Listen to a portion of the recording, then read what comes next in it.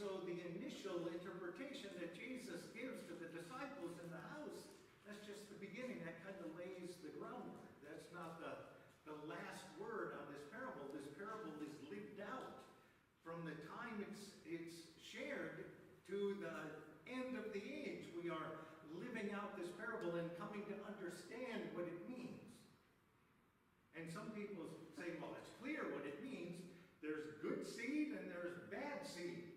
And some people are good people and some people are bad people.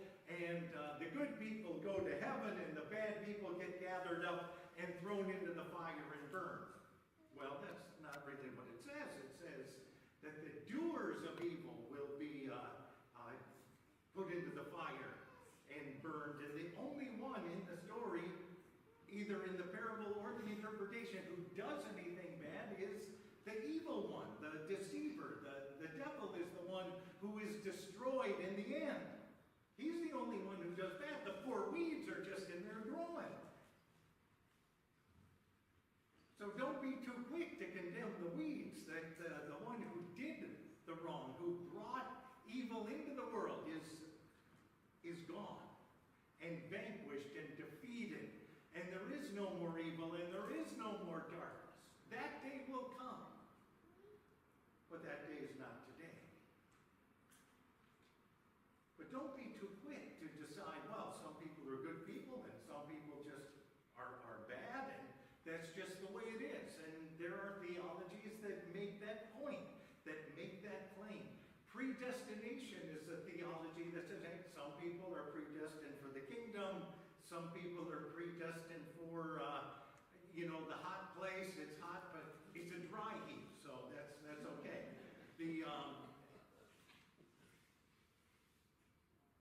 But the scriptures really don't make that claim. And if we try to say, well, that's the nuts and bolts of this parable, then we're really not allowing it to grow in us. It's the evil one who is destroyed in the end.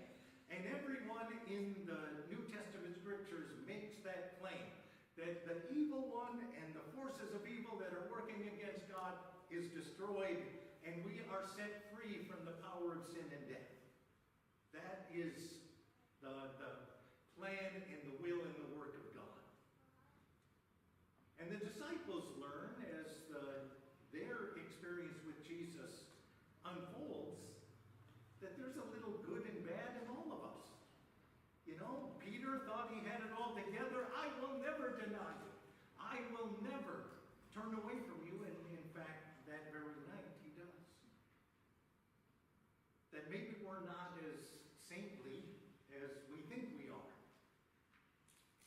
And we all have a little bit of the kingdom of light in us, and we have a little bit of the shadow in us. And that's a part of it, but the kingdom of light is growing, and we are trying to grow beyond the shadows of this earth, but it takes some of us a little longer than it takes others.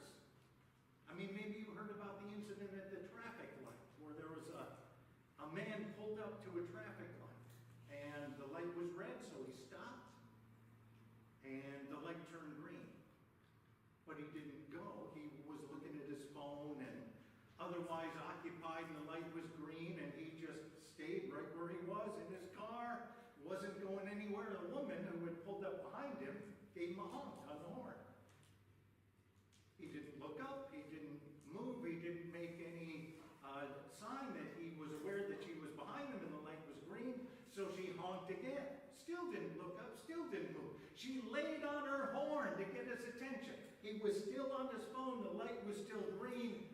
He wasn't going anywhere, she wasn't going anywhere, so she starts yelling from her car, saying things that you can't repeat in church, but she's yelling and shouting and honking her horn and waving her arms to get this guy's attention so he'll go. And just before the light turns yellow, he looks up, sees that it's green, goes through the light. It turns red and she's stuck at the light. And she is screaming and waving her arms and just beside herself, very, very upset. And suddenly there's a knock on her window and she looks, it's a police officer. And he says, license and registration. And so she digs around in the glove box and takes out her license and hands them to the police officer and he says, ma'am, can you step out of your car? And she gets out of the car and he says, can you put your hands behind your back? And he handcuffs her. And he says, I'm going to take you around and I'm going to just have you sit in the back seat of my squad car. I'm going to check out your information.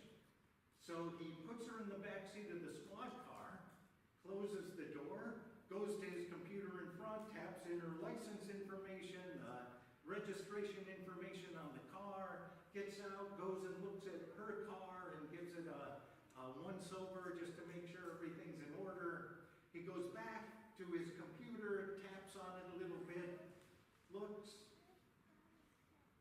picks up her license and her registration, goes back out and opens the door, says, ma'am, you can get out of the car. And he takes the handcuffs off. And he says, I'm sorry for the misunderstanding, but let me explain. I pulled up behind you, and I saw you waving your arms and screaming at the car in front of you. I heard things coming from your vehicle, words that I won't repeat. You were laying on your horn, honking your horn, waving your arms. And I looked at the back of your car, and on one side was a bumper sticker that said, "Follow me to church." And on the other side was a bumper sticker that said, "What would Jesus do?" So you can understand that immediately I just assumed that you had stolen the car.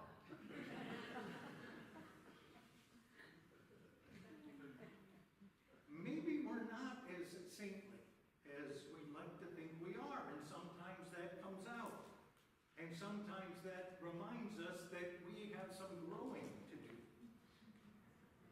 There's a little bit of good and a little bit of trouble in all of us. And that's the truth, and we grow beyond the trouble. And one day there will be no more trouble because God will have eradicated it. And it will be the kingdom of love and light. But we're not there yet. When Jesus explains this parable in the company of his disciples in the house, what he tells them is, essentially, there's good and bad in the world. In this world, and that is a spiritual reality. And how do we live in that reality? It's not the king's banquet yet. It is not the kingdom of love and light yet. We are living in a world where there is trouble and hardship and hurt and pain. And how do we live in that kind of a world? And as we listen to the parable, Jesus gives us an idea of how we live in that kind of a world. There's good in this world. Good seed is planted by a good God. A good God does good things in this world, and God's goodness is never vanquished or overcome. God's goodness is at the heart of everything. Those good seeds are planted in the good earth in a good creation. Have you been outside lately? What a beautiful creation we live in. What an amazing array of color and wonder and blessing in the creation we live in, and all we have to do is go outside. Oh, but we spend so much time at our screens and our TVs and our cell phones, and we don't get up and lift our eyes up to see. It's good. There is pain and hurt and darkness and trouble in the world, but deep down it's good, and God said it was good from the very beginning. It's good. And it's still good. And we live in that goodness. That's what Jesus teaches. And then he says, you know, it's the nature of evil to invite you to destroy yourself. Shall we pull up the weeds out of the garden, get rid of them? No. Let them grow together. Let them both grow together until the harvest. Because if you pull up the weeds, you'll destroy the weed as well. So you think you're doing a good thing, eradicating the weeds, but really, sometimes that just brings greater pain into our lives. We have people in our lives, and we think if they would just live the way we want them to live, if they would just make the choices that we want want them to make, then they'll be happier and we'll be happier. And then somehow we try to create a way for them to make those choices and to live that way, and usually it ends up hurting everybody. Because we get so involved pulling up the weeds that the roots that are in the goodness of God are damaged and hurt. And we become the agents of the destruction that we don't want to be a part of. And so in this world where there's good and bad, we embrace the goodness and we keep growing. When we face times of trial, we keep growing. Keep growing, keep growing, keep growing. When do we stop learning? Never. We keep growing. We keep growing. We hear this interpretation of the parable in the house with the disciples. Is that the last word? No. They live out the fullness of this parable and come to understand the mystery and the wonder of the kingdom as they keep growing. And in the end, it's all grace. God will make this world and our lives what is good and true and blessed. That's the end of the story. Light and blessing, goodness and love. And all the pain and all the darkness is gone. And we live in the kingdom shining like the sun. Jesus says that's the journey we're on. Is that the journey you're on? In the goodness of God, leaning into the goodness of God and growing and trusting in the grace of God to carry us through. Now, if you've been in my office, you know that it's a little bit like the field in this parable. There's good seed and other stuff, and it's just growing together. I'm an accumulator. I read something and I think, oh, this will be good to hang on to. I may read this again or use it again someday, and I put it on my bookcase. And over the years, I have accumulated stuff, and there are articles and things on my bookcases that have grown and taken on a life of their own. But in recent weeks, I've been going through and said, oh, nope, I'm not going to keep this, I'm not going to keep this, I'm not going to keep this. And last week, I was going through one of the piles, and I saw an article. I hate to admit it, 14 years ago, I read it. 14 years ago, I read this article about a woman named Margaret Feinberg, who is a writer, a Christian writer. And she was writing about how she had just written a book on joy, on living joyfully in the world, and how God created us to live joyfully. In 2 weeks before she sent the manuscript to her publisher, she'd written it all, she was all done. 2 weeks before she mailed the manuscript, she was diagnosed with cancer. And she read through her manuscript and threw it in the garbage and said, I need to rewrite this book because it didn't take into account the depth of the hard realities we live in. You think you know until you get a call, and then you know. You think you know until you're in the thick of it, until you're going through it.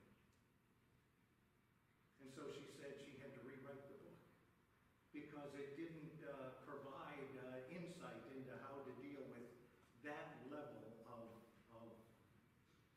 shock in your life, and how do you live joyfully with that kind of news. Well, that was 2012, 2013 when she wrote that article, and I thought, I wonder what happened to Margaret Feinberg. You know, she had gotten word from her doctor that she had cancer. She had written a book, threw it away. I wonder if she came through her cancer, so I looked it up. She's still writing books. Still living, has come through it. The doctor says, you know, you're going to be dealing with this for the rest of your life, but she is dealing with it, and she is still writing books.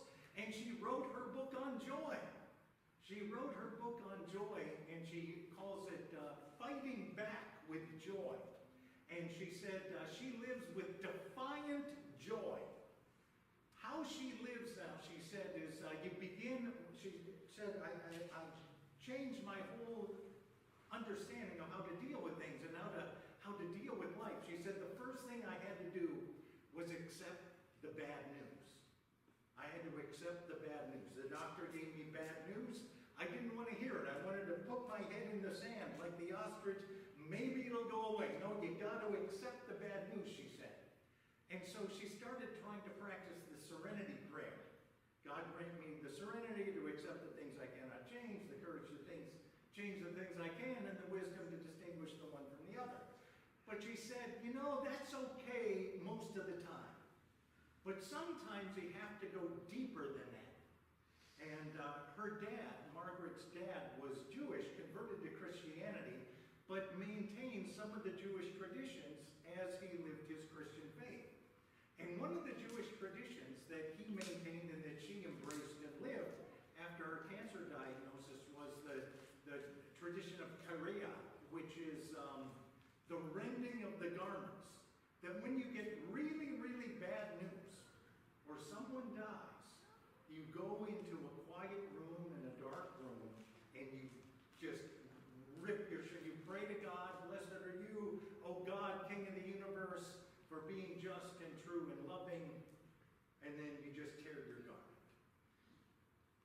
She said she went through her closet and found old blouses she didn't want to keep and wasn't going to wear anymore, and she would set them aside just for this, that when life got really hard, she would go into a room, put on her blouse, button it up, and then, bless her you, O God, King of the universe, for being true and just and loving, right out of the book of Job, and then, and then rend her garment, okay.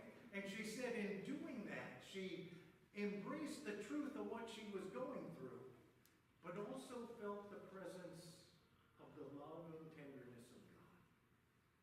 That sometimes life was just more than we can bear. And God has to carry us. God carries us through that. And she said, was very cathartic. Accept the bad news. And then she said, live in the blessing. And it's interesting because how she lives in the blessing is exactly how Jesus says we live in this world, where there's wheat and there's weeds. In this world that is not all good, where there is good and evil, light and darkness together in this world, she said, lean into the good. Lean into the goodness. Look at where in your life is the goodness and the blessing of God, and lean into it and embrace it. She said, start with relationships. Who's your closest relationships? Lean into those. Celebrate them. Thank God for them, and be particularly loving to the people you care for. And your friends. Check in with your friends. You're going through a hard time, but your friends are probably going through their own things, and they'll never tell you about it because you're going through a hard time. Check in with your friends. See how they're doing. And just appreciate the beauty around you. She said she doesn't have children, but she likes children, so sometimes she'll walk down to the park with a red balloon. And the kids love red balloons, and then they'll come and she'll say, okay, I'm going to let it go. And up it goes, and they'll watch it. She says it's just a beautiful moment. The kids are thrilled, and it's just a simple thing to celebrate the goodness of being together as children of God. Lean into the goodness and keep growing. She said, when you're in the darkness and you see the face of God, it changes you. It gives you a deeper understanding of the love of God, which carries us through the darkest times.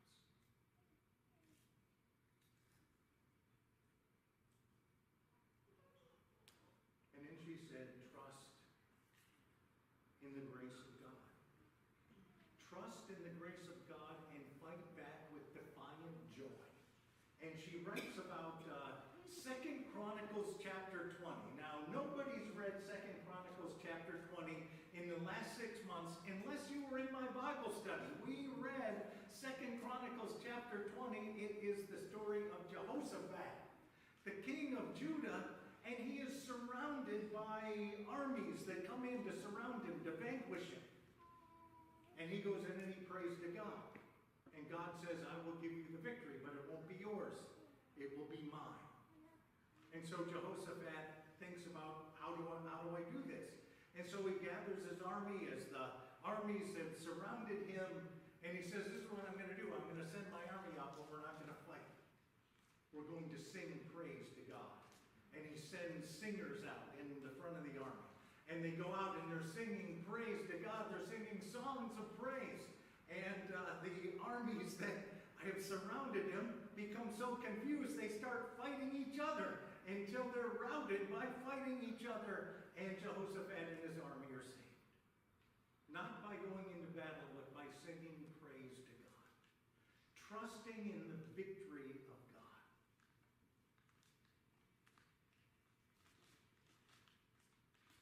And so she's still writing. And she's still growing. And she's leaning into God's goodness. And living defiant joy. And part of what defiant joy does is unusual things. So now she says, I remember some of my best days were when I had to go in for my chemo treatments and I'd make brownies and bring them in for the nurses. And sometimes I'd have to go in for a CAT scan. And she said, I hated going in for a CAT scan, but I'd go in and I would sing songs of praise to God in the CAT scan. And they can hear you. Apparently the people who monitor you while you're in there, they can hear you, but praise God, I am going to give thanks and praise to God no matter what. And that's what she did. That was almost 15 years ago. And she's still writing books and still living life and still growing and trusting grace and giving thanks to God. Defiant joy. That's how we live in a world like this. So are you leaning into the goodness that God has given you in your life? Are you still growing? Are you still trusting in God's grace? The kingdom of light and love will come, but it's not yet. You and I, we live in this world, but we live in this world as children of God, fighting back